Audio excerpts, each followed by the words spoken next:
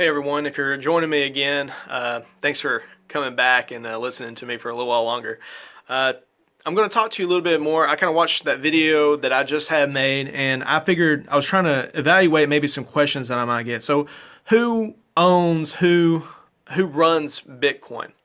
Bitcoin is decentralized, which you would think centralized platforms, it would be a certain company that runs the software and owns the software and makes the decisions for the software. Bitcoin's a little different. It's decentralized, which means it doesn't have a central office. It doesn't have a central person that owns it, or you can't buy shares of Bitcoin. You can only purchase the actual Bitcoin itself that runs the operations. What your computer does, as long as you have access to the internet, you'll be able to log on or to hit a node or to be able to interact with the Bitcoin blockchain or any blockchain for the cryptocurrencies. You don't have to run a program.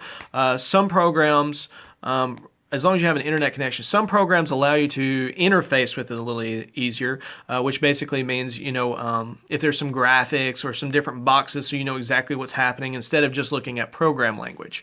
You know exactly what's being done if you don't know programming. So it can help you with that, with the interfacing. But again, you don't have to have any of that stuff. It can operate autonomously without those things. Basically, what runs it are miners. Just anybody that's on it, they could log into the system and they're running these transactions and the program is being run. As long as they upload the program, they run the program, it autonomously connects with all the other pieces, the nodes of the chain, and they're able to run the block. And so the transactions happen. And this can be run even on multiple computers, and that's basically what's happening. They're just all kind of interlinking, and the system is running together. Now, again, there is a consensus that is needing to be met. So if they decide to change a little bit of how the program is run, say they want to update the block size, or how many transactions are allowed within one block, or if they want to update some of the software, like how quickly some transactions are done by a different way of doing that. What you have to do is agree to adapt to the new software. So you take the old chain, wherever the last block was, and say, we're doing it on this moment. We have the majority of all the miners, and if you're going to stay on this, so that's what's called a fork. So instead of going straight with the first blockchain, or with that blockchain remaining on that same program, what they'll do, they'll fork off. And basically, they'll tell the whole community when it's coming, what they're doing, what the majority of the miners are going to be switching to allow this to happen. And when they make an agreement with all these things that are going on,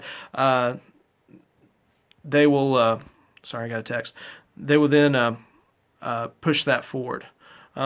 So basically, if you have people that stay on the old block, you could have an alternate currency, so to say. But the majority of everybody running with it, that's what's going to be recognized as what Bitcoin is. And so that's what it's going to have. But now if this new blockchain takes off where the old blockchain was still generating for whatever reason, usually it's a big thing like scalability or stuff, they're making these changes. Everybody's going to run with where the scalability is. If you have some people that stay on the old blockchain and it does keep going, then you're going to have this Bitcoin and this Bitcoin B, or Bitcoin alternate, it's going to keep going, and you're going to have coins still on it, a link to the same address going on in history from that fork that happened. So you're going to have Bitcoin here and Bitcoin there. So that's why you see two things like Bitcoin and Bitcoin Cash. That was when a fork happened, and you have a Bitcoin Cash and you have Bitcoin that maintained on some different programming that they changed kind of within the chain. It didn't change the ledger. It didn't alter the history. It kept going historically on how it operated, and you didn't lose any money. You didn't take any money. Nothing exchanged from your wallet. So nobody owns it. It keeps going, and as long as it's being utilized, there's a big store of wealth, and there's no reason for it not to be utilized. It's very much the golden standard for hundreds, thousands of these cryptocurrencies, or these money generators that are now on the market. So let's talk a little bit about, and so blockchain, we talked about ledgers and just exchanging just kind of back and forth some information, so you can exchange Bitcoins over it and run an account. So the next thing that I'm going to be doing is let's talk a little bit about smart contracts. And I think it's kind of funny that they call them smart contracts, but it's very much real in the sense because, we got our smartphones and our smart devices, and this is smart and smart and smart. But I think the kind of idea is a smart contract is once it's programmed to do something, it can autonomously always do it. It can always perform the function. So you can set up these smart contracts. Then just like you would have a transaction, you can set up a smart contract to do X, Y, Z every time A or B is initiated. When A happens, X, Y, Z happens. A very simple illustration of this is let's talk about tokens. So you can have a company set up like a smart contract. And they can say, all right, we're going to send out tokens from our companies. And let's call them something like a security. You actually have ownership in the company. So they issue a token that's like actually a security. And they're trying to stay away from that right now so the SEC isn't. So they give other stores of value within the token that's not actually a security. Just giving you a little insight, not trying to get above this. Now, let's say a company did do it as a security. Say later on, you can own shares in the company by owning this token, this token, this token. Say they issued out 5 tokens. So they had a 5 token sale, and that's going to have complete ownership of the company. The main people that started the company, they're going to retain one of the coins or one of the tokens, and then they're going to sell 4 more. And they'll go for whatever price. They have the bid off, they do whatever, they sell them off for X amount of Ethereum or Bitcoin, whatever they want to do it in whatever cryptocurrency, and they do this on a smart contract operable blockchain.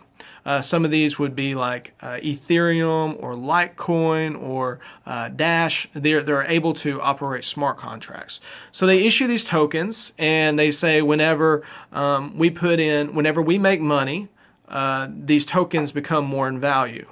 So you could sell your token or fractions of the token or different things that they allow for the tokens, so then other people can buy it. So as the company grows in value or wealth or generation, or even their products, whatever they're making or however they decide to sell that, you can then gain value from those tokens. And that smart contract automatically, every time they put in this pool, your token, you can directly exchange it for whatever cryptocurrency or whatever store of value they have for as the company profits. And it'll be automatically. It'll happen. It'll be transparent. It'll be on the blockchain. It will happen automatically. They can even tie, that's very basic, they can tie all of their products. They can scan in every single one of their products that's down the assembly line or going out their doors as it's being scanned or paid for or whatever price it is. This can all be put in within the contract and then auto-initiate payments to the token holders. And so they can even hold these tokens and get automatic Ethereum into their account because they hold the token. It would just drop into their account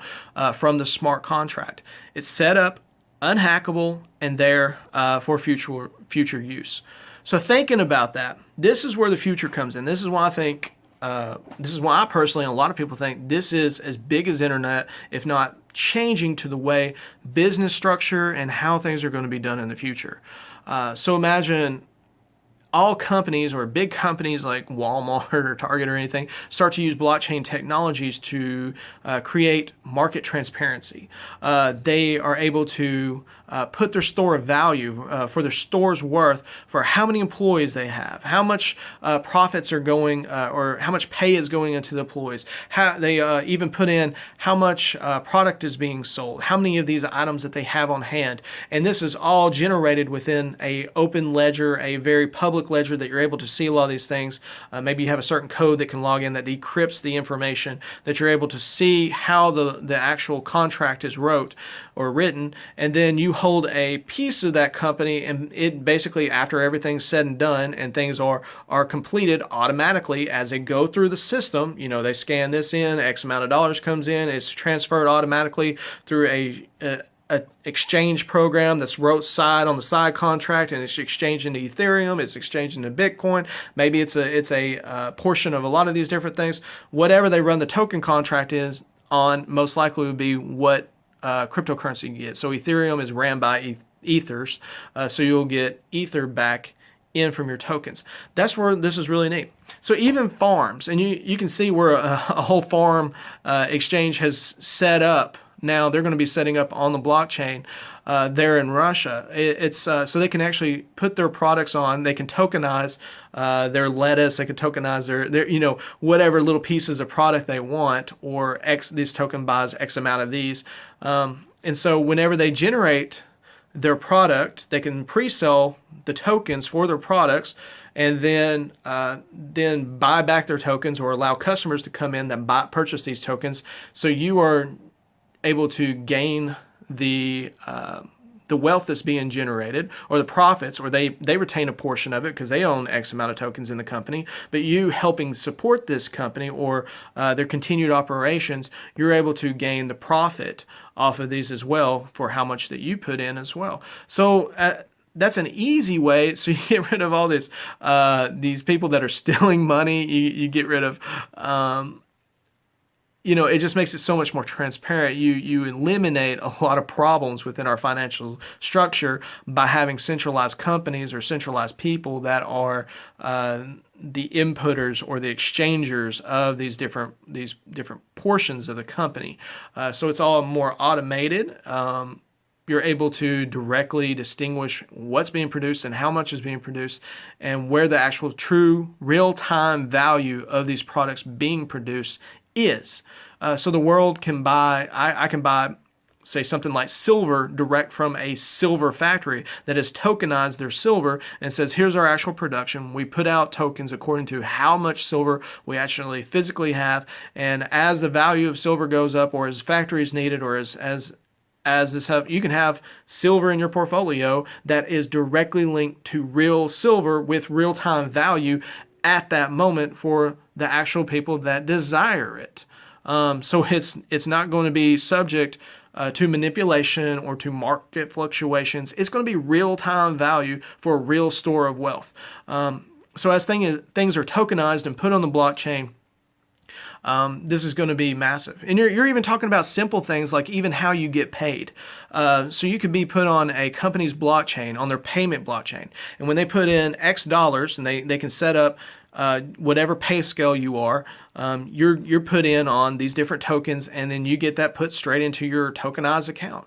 This could be even per minute. This can be per day. As you clock in, as you clock out, this will be exact, precise, directly, and it'll happen during that day. You're not waiting on a paycheck or it to clear, or all these different situations. And then you can go, and then all these financial departments can set up on the blockchain. They'll see exactly what you're getting paid, how you're getting paid, and what's happening here, to also show your credit worthiness. So then you can then also borrow against your credit worthiness, against how much you're making, how long you've been producing, what you're good about doing, your historical value. You can borrow against it, and then also you can get these loans over the same system and go straight into your account, and it'll be instantaneous with little information needed, because it's all kind of public and private at the same time.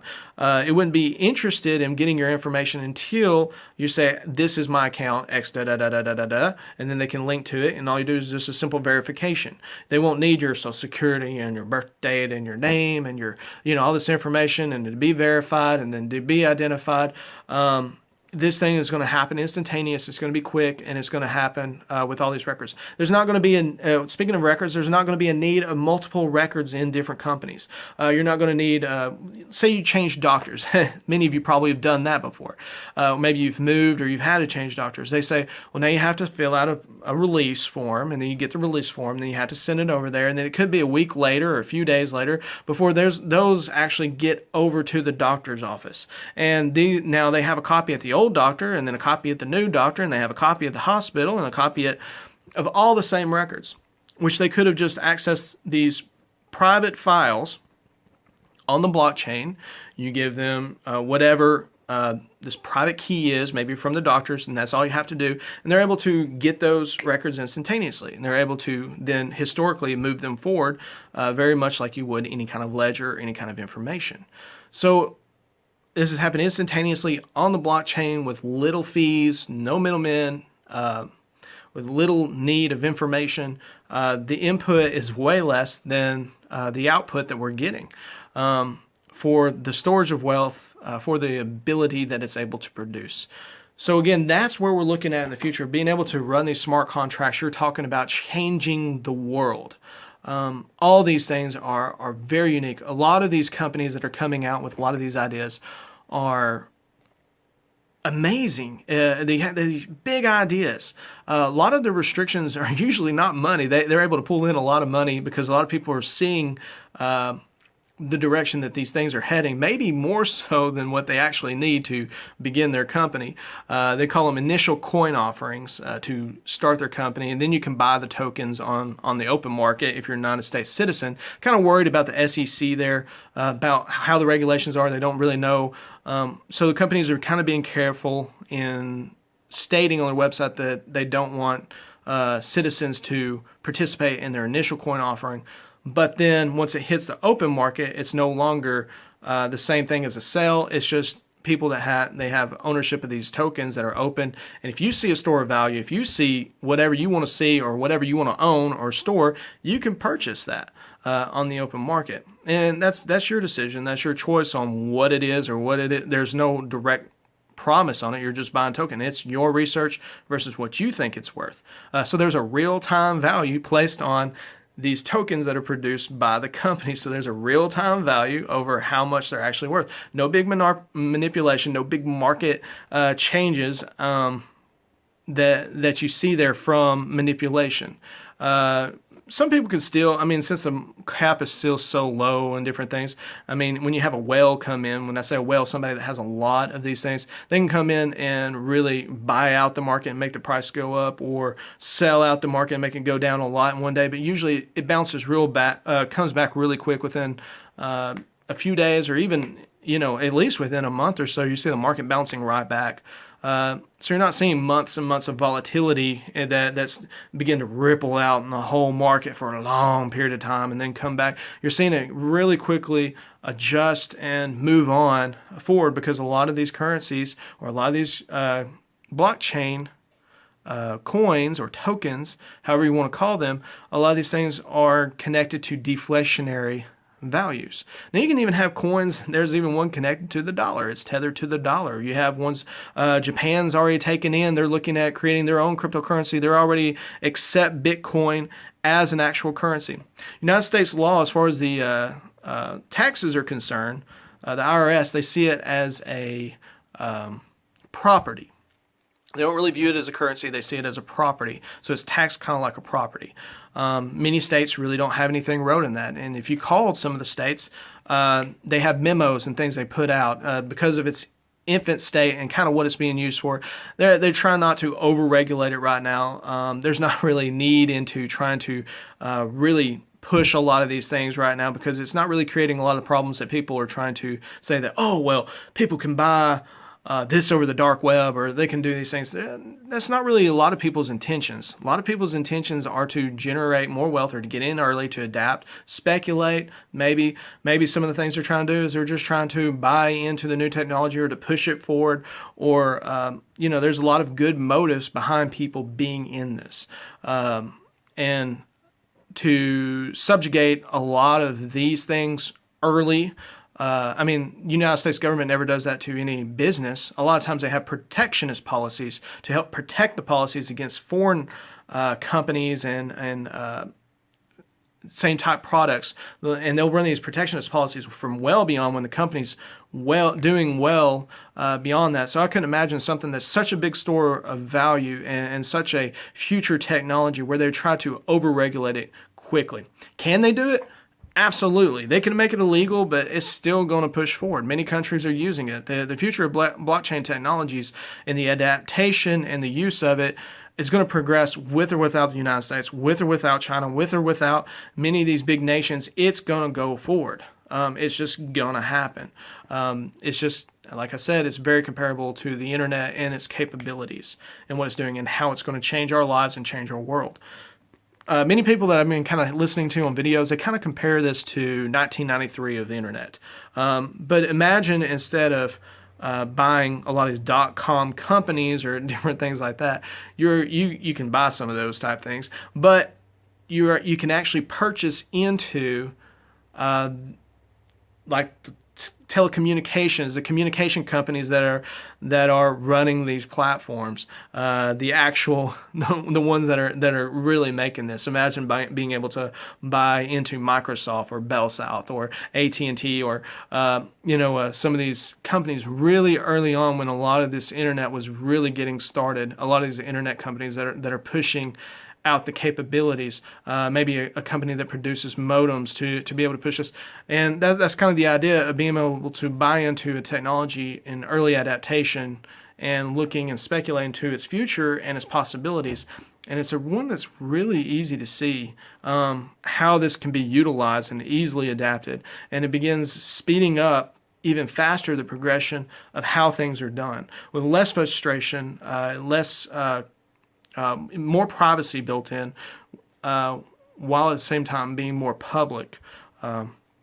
It's kind of hard to conceptualize, but maybe I've helped you just a little bit. And I'll try to get back on and do some more videos too. If you have any questions, just kind of write them down there in the comments, and I'll try to address those in another video.